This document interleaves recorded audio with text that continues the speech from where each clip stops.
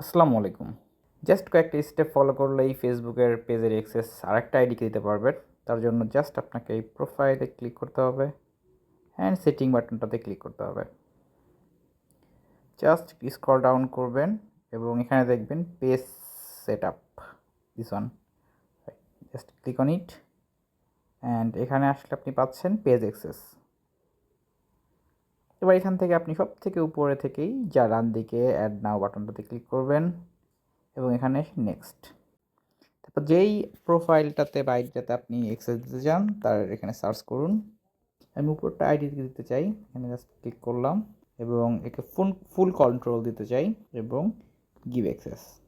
এখানে আপনার প্রোফাইলের পাসওয়ার্ড দিতে হবে, জাস্ট সিকিউরিটি পারপাস। পাসওয়ার্ড দিয়ে কনফার্ম করবেন।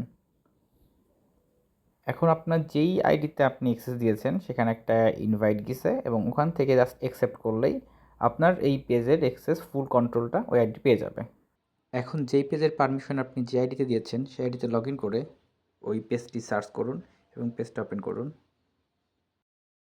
ওপেন করার সঙ্গে সঙ্গে দেখবেন এখানে আপনার একটা ইনভাইট চলে আসছে। আপনি এখানে রিভিউ ইনভাইট এতে ক্লিক করবেন এবং নেক্সট অ্যান্ড অ্যাকসেপ্ট। এখন সুইচ না করলে আপনি আপনার যেই পেজের অ্যাক্সেস দিয়েছেন সেই পেজে সুইচ করবেন। ভিডিওটি ভালো লাগলে একটি লাইক দিবেন এবং যদি এরকম আরও ভিডিও পেতে চান তাহলে সাবস্ক্রাইব করে পাশে থাকবেন। Thank you. আল্লাহ হাফেজ।